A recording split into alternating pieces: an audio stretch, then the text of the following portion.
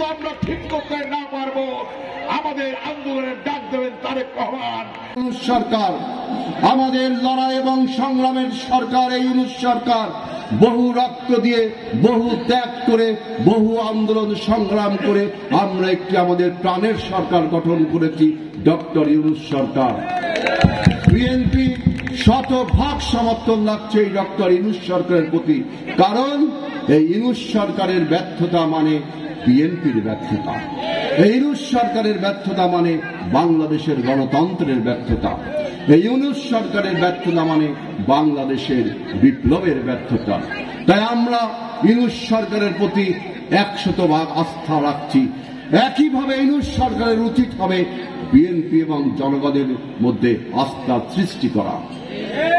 আমরা যে উদ্দেশ্যে আন্দোলন করেছিলাম, একটি ভোটের জন্য, একটি গণতন্ত্রের জন্য, আপনি সেই দিকে না হেঁটে বিভিন্ন রকম সংস্কার প্রস্তাবের কথা বলছেন। সেদিন আপনি টেলিভিশনে জাতির উদ্দেশ্যে ভাষণে বলেছেন যে সংস্কার প্রক্রিয়া যত দ্রুত হবে নির্বাচন তত দ্রুত হবে।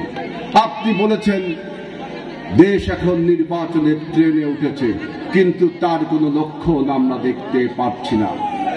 কারণ যদি সংস্কার আপনি করতে চান, যে কয়টি ফ্রন্ট আপনি খুলেছেন, যে কয়টি শাখা প্রশাখা খুলেছেন, 10টি শাখা প্রশাখা খুলেছেন, এই সমস্ত শাখা প্রশাখার যদি সংস্কার প্রস্তাব করে আবার নিজেই বাস্তবায়ন করতে চান, তাহলে কতদিন সময় লাগবে?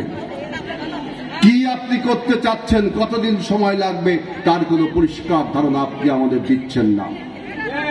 আমরা আপনাকে সমর্থন করি, কারণ আপনার বিরুদ্ধে ষড়যন্ত্র ইতিমধ্যে শুরু করে দিয়েছে ওই পরাজিত মাফিয়ারা।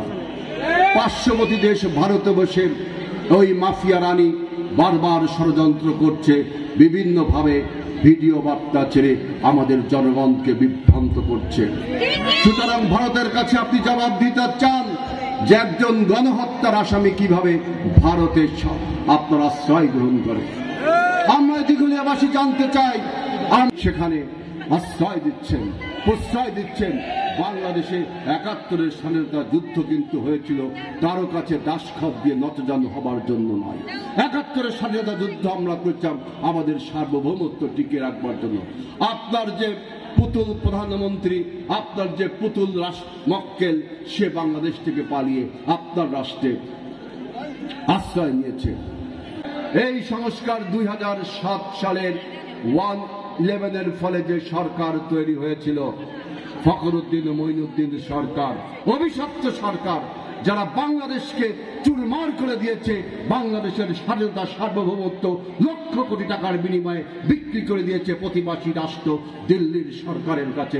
আমরা সেই 1/11-এর সরকারও কিন্তু বারবার সংস্কার সংস্কার সংস্কার বলে আমাদের বাংলাদেশে একটা দীর্ঘস্থায়ী, দীর্ঘমেয়াদী 17 বছর ব্যাপী একটি ফ্যাসিবাদের জন্ম দিয়ে রাষ্ট্র ক্ষমতায় জগদ্দল পাথরের মতো চাপিয়ে দিয়েছিল, আপনারা সবাই জানেন।